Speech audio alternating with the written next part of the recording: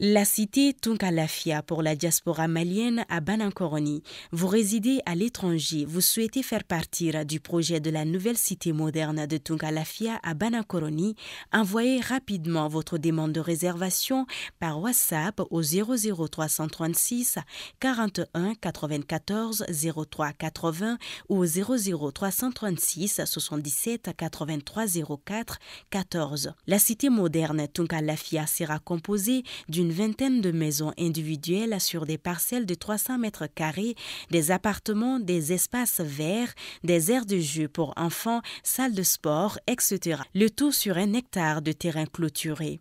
Après l'acquisition des parcelles, vous avez le choix entre la construction avec Tunkalafia d'une villa 3 chambres plein pied à partir de 26 millions de francs CFA ou d'un duplex 4 chambres à partir de 35 millions de francs CFA.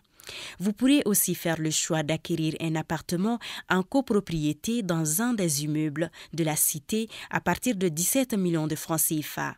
La parcelle de 300 mètres carrés est au prix de 4 500 000 francs CFA, payable en une seule fois ou sur 12 mois ou 18 mois.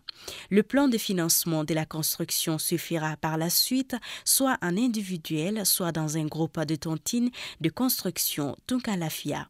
Le projet de cité Tunkalafia à Banankoroni, un havre de paix et de tranquillité pour un séjour ou un retour au pays serein et en toute confiance. Avec Tunkalafia, pour chaque Malien de l'extérieur, une maison à l'intérieur.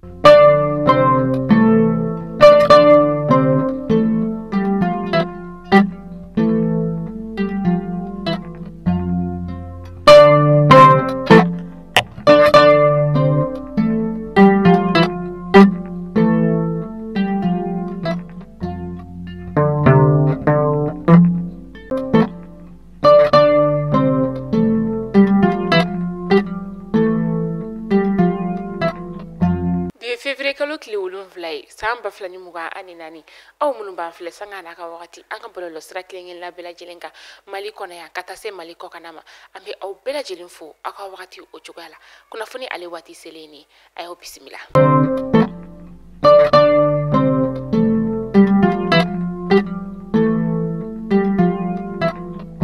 Kunnafoni damela bi an ka forobaca minisiri ale kɔni ye kunnafoniya ni ka o bɔ ka bi an ka foroba jabarasoba o la a kɛra février kalo tile 5 san 2024 kunnafoni in kun ye fɛn min sa o de ye k'a yira k'a fɔ forobaca ɲɔgɔndan min ni ale kun kɛra san 2023 o kɔnɔna la k'a foroba ɲɔgɔndan kɔni ale bɔra a ma k'a sababuya kɛ ko u bɔra réseau de fraude dɔ o ka min ni ale kɔni kɛra sababu ye ka foroba ɲɔgɔndan in ni ka o bɔ a ma a bɔli a ma maa minnu kɔni ni olu ye ɲɔgɔndan in ni ka ale kɛ olu ma u ka nisɔngoya kɔni u ma o dogo hali dɔɔni a bɔli a ma k'a sababuya kɛ u ye gɛlɛya minnu ni ka olu kɛ walasa ka se ka ɲɔgɔndan in ni ka ale kɛ ka tila k'a ye fana k'a fɔ ko o ko kɔni bɔra a ma k'a sɔrɔ ko olu yɛrɛ nɔ foyi tɛ o ko la o kɔni kɛra gɛlɛya min ni a y'olu tɔɔrɔ cɛyanfan fo ka taga se musoyanfanfɛla ma.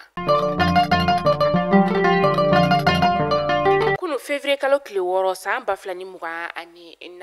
an ka jamana kiiritigilamaw ye yamaruya di ka fɔ an ka minisiri kɔrɔ dɔ bɛ yen nɔ ni ale ye minisiriya kɛ Ibrahim Boubacar Keita ale tilela ala ma hinɛ la ni o ye Haruna Modibo Touré ni bɛɛ b'ale wele ko Papu ale kɔni tun bɛ kaso la kabini octobre kalo tile 11 san 2023 a tun bɛ nɔminɛlibaw olu ka bolo kan k'a sababuya kɛ ka a sen yira Sécuriport ka koɲa dɔw olu la Haruna Modibo Touré a ye kalo 4 ni ka o de kɛ kaso la ko a kɔni bilala ka taga a ka so.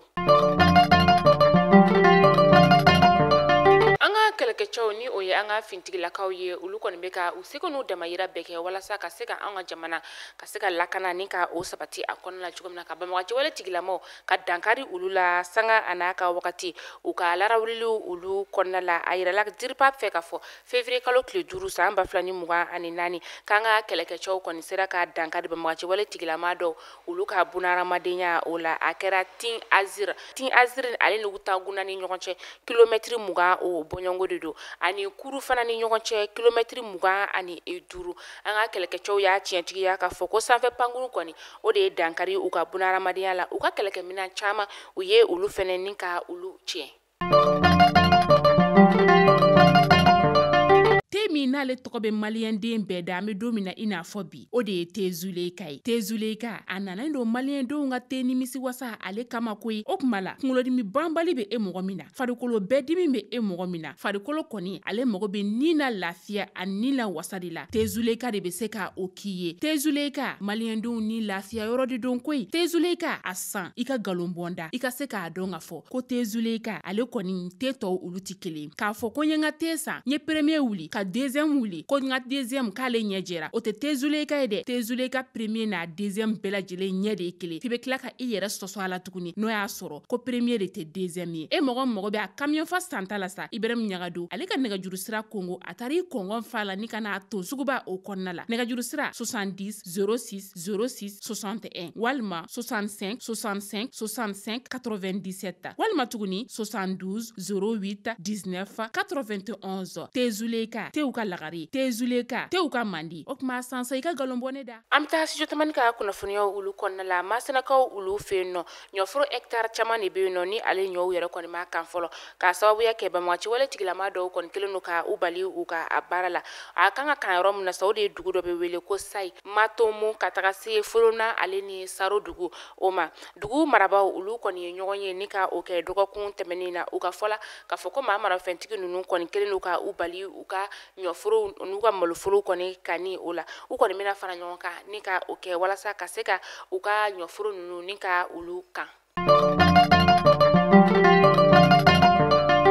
An bɛ taa an sɔngɔkaw olu fɛ yen nɔ nin wagati in na an sɔngɔkaw kɔni bɔra jiko gɛlɛya o la k'a sababuya kɛ u ye jibɔndo ni ka o sɔrɔ u ka sigida min ni ale bɛ wele ko Tɔndo Kare ya. Tɔndo Karekaw kɔni musolakaw nisɔndiyalen don kosɛbɛ ni jibɔndo in ale sɔrɔli la min n'a musaka taar'i jɔ fo sɛfɛwari miliyɔn 32. A musolakaw kɔni tun bɛ ji yɛrɛ kɔni ni ka ale sa sɛfɛwari 200 o de la nin kɔni ye o ko gɛlɛya o bɛɛ bannen. Dugutigi ka taga se musolakaw ma u kɔni ye layidu ta ko bɛna ni jibɔndo in kɔni ni ka ale don bɛrɛ la k'a sababuya kɛ gɛlɛya min tun bɛ u kan olu yɛrɛ de kɔni bɛ a dɔn ni musaka yɛrɛ kɔni bɔra ONG IRC mɔ olu de kunna.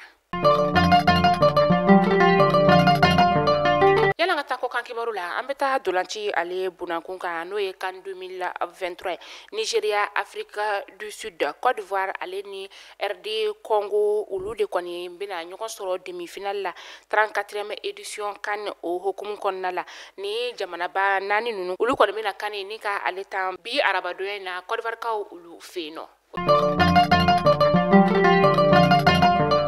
An bɛ taa ko kan kibaru la an bɛ taa Côte d'Ivoire kaw ka jamana o kɔnɔna la tɛnɛn tilela fana t'u donna waati min na sa ŋunuŋunukan dɔw kɔni ye bɔlɔlɔsira fan bɛɛ lajɛlen minɛ kɛrɛnkɛrɛnnenya sa Twitter k'a jira k'a fɔ ko fɛn min ye Côte d'Ivoire kaw ka jamana ɲɛmaa kɔrɔ ye ni o ye Laurent Gbagbo ye ko ale kɔni tanyana k'a si to san 78 na nin kunnafoniya ninnu kɔni tɛ tiɲɛ kuma ye k'a sababuya kɛ baasi foyi tɛ Laurent Gbagbo ale kɔni nin na.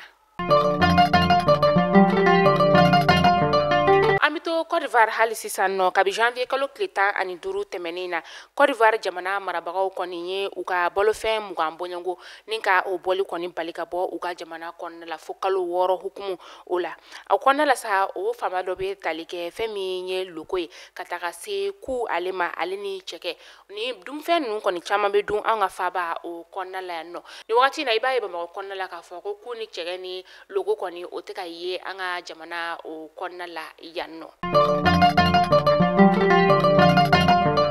Mali kunnafoni jabaranin najɛbaw ni kunnafoni damadamani tun bɛ an bolo kɔrɔ bi araba donya in na ka da aw kelenkelenna bɛɛ lajɛlen kulo ka tunga lafiya di an ka kunnafoni ale jikɔrɔma don dɔ ba ye ni wagati in na tɛrɛm tunga lafiya bolo Banankɔrɔnikaw fɛ yen nɔ sɛbɛnni kɔrɔ ka taga se Katima tɛrɛn kelenkelenna bɛɛ lajɛlen titre foncier wa 15 sur 20 de don. E maa min fana bɛ yen nɔ ko tɛrɛn b'i bolo i bɛ fɛ k'a jɔ a jɔ musaka bɛɛ t'i bolo i bɛ se ka i sen tunga lafiya ka sojɔ tɔntin na walasa ka se k'i ka sojɔ k'a ban ni mɔgɔ bɛ kunnafoni wɛrɛ sa an ka nɛgɛjuru sira ale banba a bɛna tɛmɛ an ka kunnafoniya o dugumala fɛ tunga lafiya tɛmɛnen kɔ ka bɔ yen sa Tezuleka fɛnɛ an ka kunnafoni ale jɔkɔrɔma don dɔ ba ye Tezuleka min ni a nalen don maliyɛndenw nimisi wasali kama teko la o tuma la a ye Tezuleka a y'ale san ni k'a si filɛ aw k'an bɛn don n'a nataw la kunnafoni kuraw olu kɛnɛ kan.